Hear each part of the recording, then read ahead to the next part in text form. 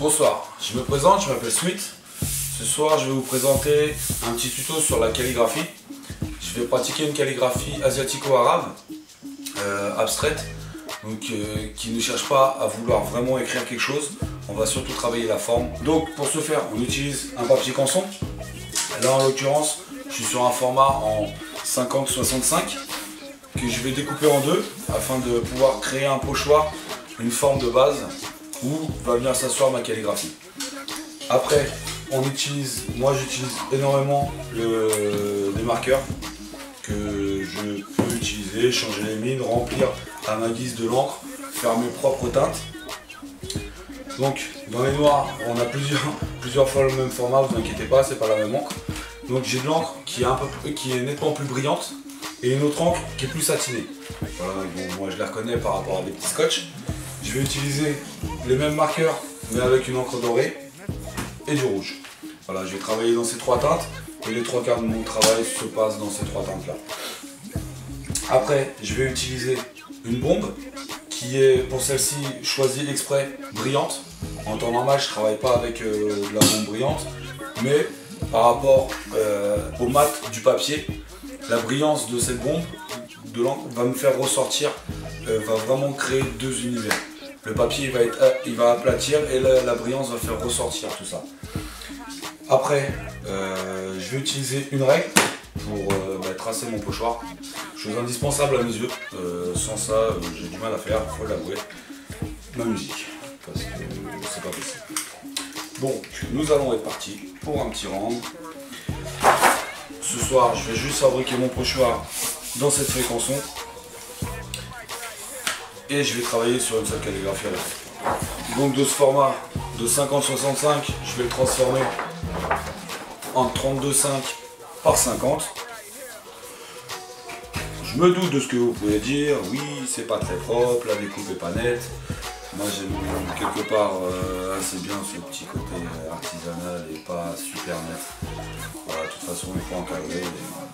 Donc on va se mettre de côté la feuille sur laquelle on va travailler, on essaie de choisir la plus propre des deux. On se la met de côté pour un petit instant. Alors, si vous entendez le déronflement pendant la vidéo, je suis vraiment désolé. J'ai deux bulldogs anglais, une qui ne peut pas s'empêcher de, même quand elle marche, de ronfler. Donc je vous explique pas le calvaire quand elle dort. Donc là, je prends mon milieu de la feuille.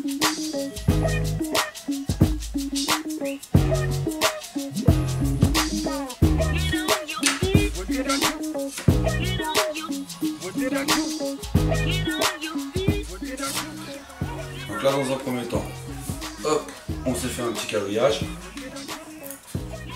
Avec mon stylo, mon stylet, une fois retrouvé, on va découper la forme. Donc je vous avais bien dit que c'était une forme assez simple, mais c'est juste pour me créer un fond qui sera donc peint à la bombe pour que ce soit bien homogène, qu'il n'y ait pas de différence dans la couleur. Ok. On va dire que notre pochoir est prêt. Donc on revient à notre feuille principale, celle qui nous intéresse. Comme vous pouvez le constater, maintenant les deux sont exactement à la même taille. L'avantage. Et nous n'avons plus qu'à les passer l'une sur l'autre. Alors, pour les poids, au choix. Je fais pas trop d'haltères, donc je vais me contenter de ce que j'ai sous la main, n'est-ce pas?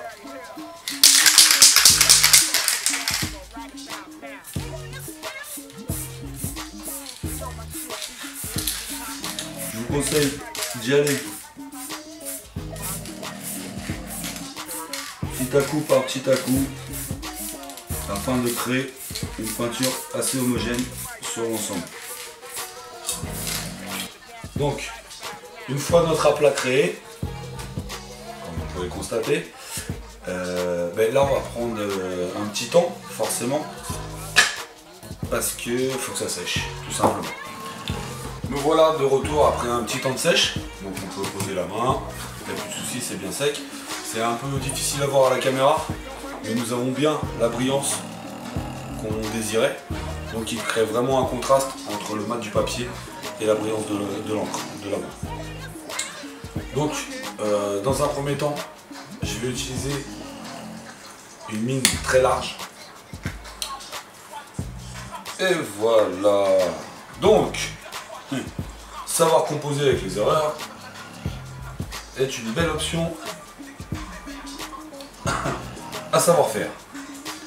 Là, comme en l'occurrence, nous l'avons. Donc, plus le choix. On va devoir composer avec, étant donné que j'ai fait le brouillon. Ceci dit, ça choquera pas tellement parce que j'aime vraiment travailler l'éclaboussure. Donc on va juste composer avec.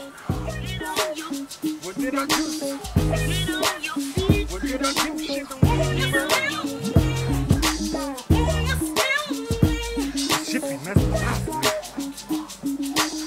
le genre de petits détails que j'aime bien à poser à la fin. Mais là, nous n'avons plus vraiment le choix.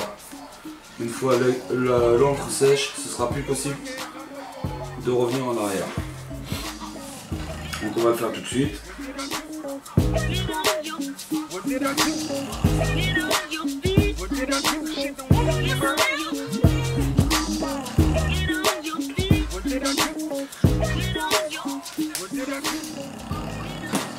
Et voilà, c'est à peu près rattrapé. On rajoutera quelques éclaboussures à la fin, histoire de bien composer la chose. Ceci dit, ça choquera pas tellement parce que j'aime vraiment travailler l'éclaboussure.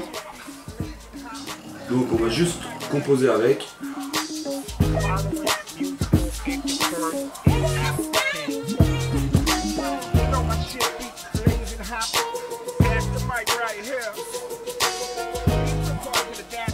C'est le genre de petits détails que j'aime bien à poser à la fin. Mais là, nous n'avons plus vraiment le choix. Une fois l'encre sèche, ce sera plus possible de revenir en arrière.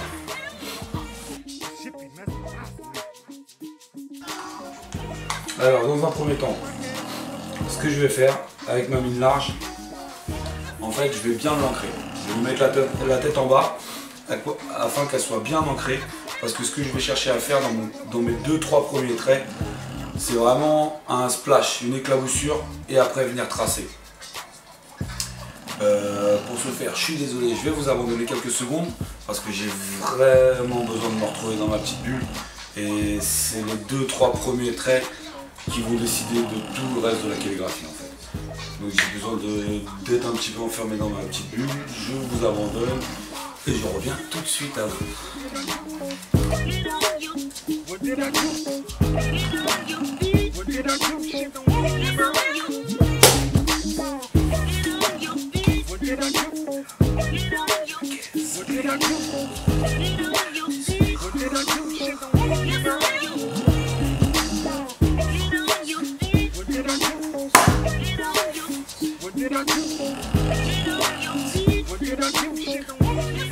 Vous voyez bien que mes éclaboussures du premier trait vont être vite rattrapées parce que c'est vraiment comme ça que je travaille ma calligraphie.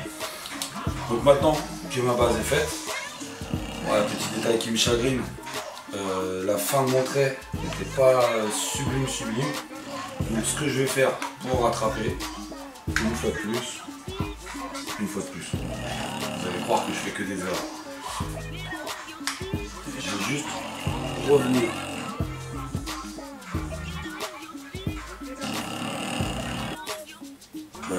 Pour essayer d'accélérer le mouvement, je vais essayer de commencer à composer mon cadre. Là c'est toute une série de calligraphies que je travaille ces derniers temps. Donc je me crée ma signature tout autour de ce cadre, parce que sinon il n'a pas vraiment de bordure et je trouve pas ça super esthétique.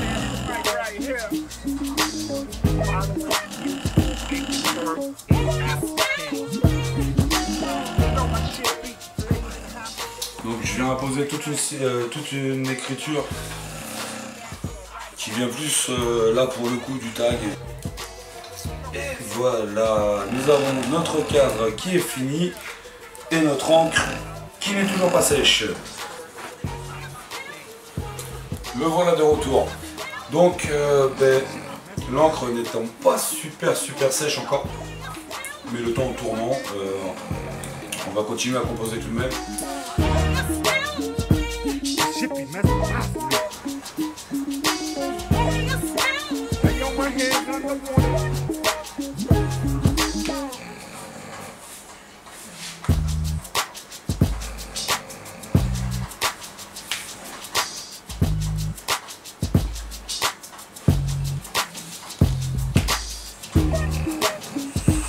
Détail. Ma base du trait était un petit peu large, donc on va venir chercher un peu de finesse en la retravaillant un petit peu et on va continuer à composer sur les traits existants.